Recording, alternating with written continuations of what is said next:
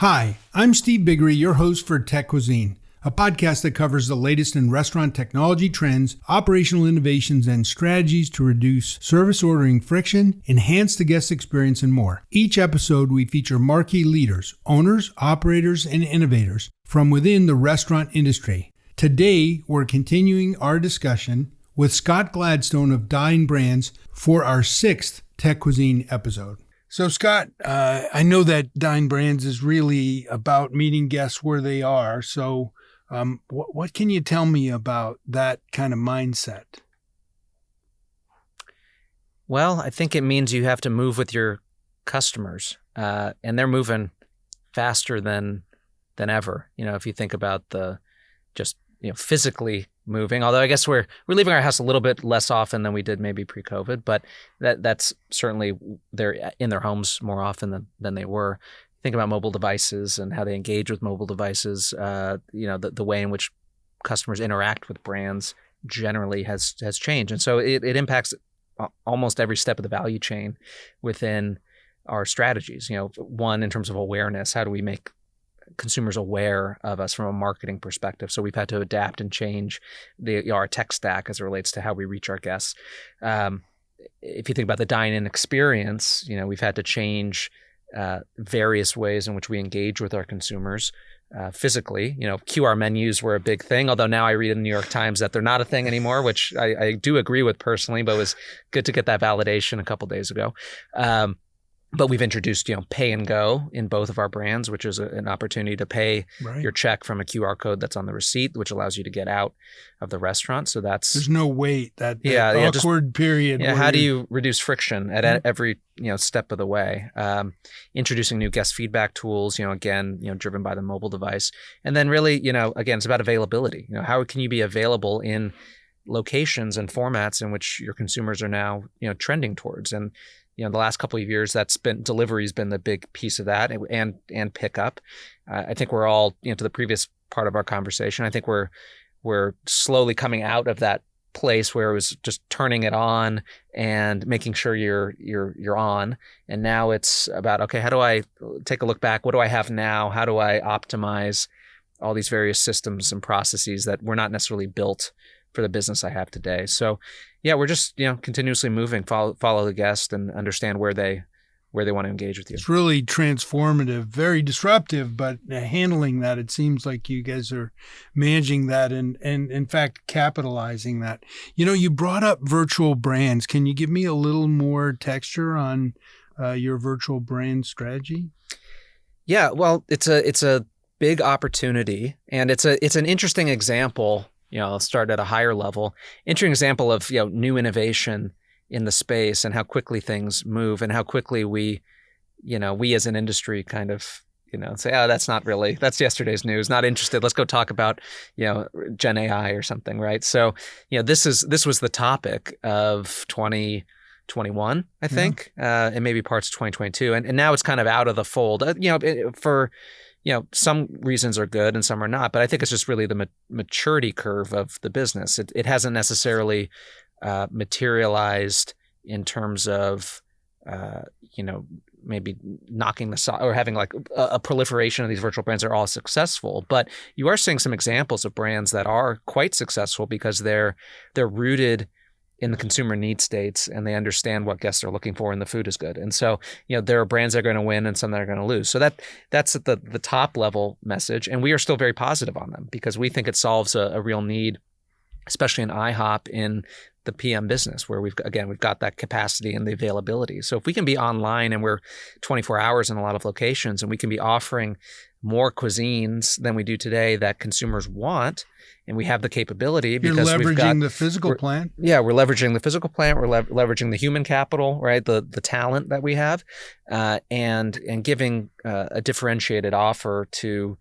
a set of consumers that wouldn't consider IHOP otherwise. And so we're still very positive on it. And really a lot of our job is continuously, again, testing and learning and putting in concepts and see what they do. And then some concepts over time, they may need to come out, but you'll roll in new ones. And so it'll become an arm of your marketing campaign calendar over time, except they're not 8-week initiatives. They may be 6 Right. months or a year or Right. longer or shorter in some cases. So still learning on it, but very positive, and don't want to drive past it because Right. it's not in the the front cover of NRN every day anymore. Well, it's a huge market and a day part that really is untouched by IHOP. I think it's very interesting that that it now has to become niche because the other brands, the physical plants are highly utilized, the labor, the human capital is highly utilized. So that it's very interesting to see how it's morphed. So it's been incredibly interesting for me. I'd love to give you an opportunity just to tell our guests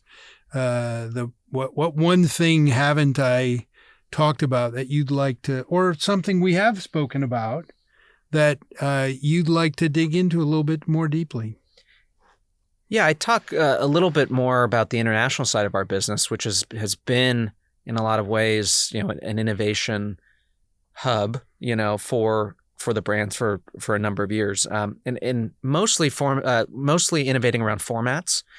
International market is different in a lot of ways than the U.S., largely from a store footprint perspective and real estate perspective. Whereas in the U.S. we're all used to freestanding drive-throughs and freestanding units. In overseas you have some of that, but a lot of mall-based locations, a lot of inline, a lot of smaller locations, and you have to think about how do I represent my menu in in a much smaller space. What we're really excited about right now is our dual brand concept and thinking about being uniquely Dine and what can Dine really bring to our franchisees and to consumers, which is that breakfast day part with a very strong proposition from IHOP, and then that PM, afternoon dinner proposition with Applebee's with the full bar.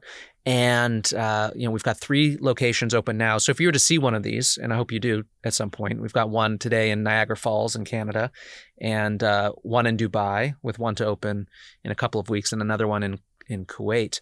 And 2 separate storefronts to the consumer, Applebee's and IHOP, different dining areas, although you can order off of both menus, and but a shared kitchen. Shared kitchen. So again, shared infrastructure. And the concept of dual branding is not necessarily new, although I think we're all evolving in the way in which we think about what's the guest experience and how does a guest engage with both of the brands and what's the relevance of one brand and how they play off of each other. And we're excited about this one. It's been represented really well, proud of the work so far, and we'll see how far we can take it, but we think it's an interesting opportunity for us. It seems such a natural fit. When I turned my restaurants on 24 hours, it became very clear to me that utilizing that physical plant and that infrastructure throughout the entire day really makes an awful lot of sense. And I think from a dual branding perspective, what a powerful 2 brands those are, right? You have a dominant breakfast player with a dominant dinner and evening player in the same house. I think that I look for a lot of that. Now I've moved to McKinney, Texas, so that I think that's an international destination. So I think we could use one of those in McKinney. I'll just put that little plug. We'll talk to our franchisee in the market and see what they. I think so. I think people in Colorado Springs would take that too. My friends there, but well, there is application, right? And it should. We always in the international business say, well, the international consumer is different. The international consumer is very similar. We all have very similar. The reasons why you engage with the brand are relatively similar. So we'll see how what kind of success we have overseas, and then we'll work through some of the geographic challenges that there are to deploy that in the U.S. But hopefully one day in McKinney, Texas, you'll find something like that.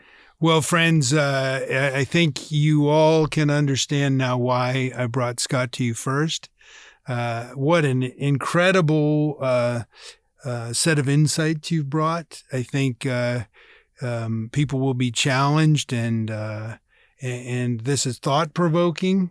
I think that that's exactly what I'm trying to capture, is the heart of an innovator, the heart of somebody who really sees the world from an operator's perspective and a guest perspective, and brings relevant innovation, not just tinkering with gadgets. I can't thank you enough for joining us on the Techuisine 1.0. Thank you so much. It was a real pleasure, and I wish you the best of luck with this new endeavor and all of your existing endeavors. So thank you. Look forward to continue the work.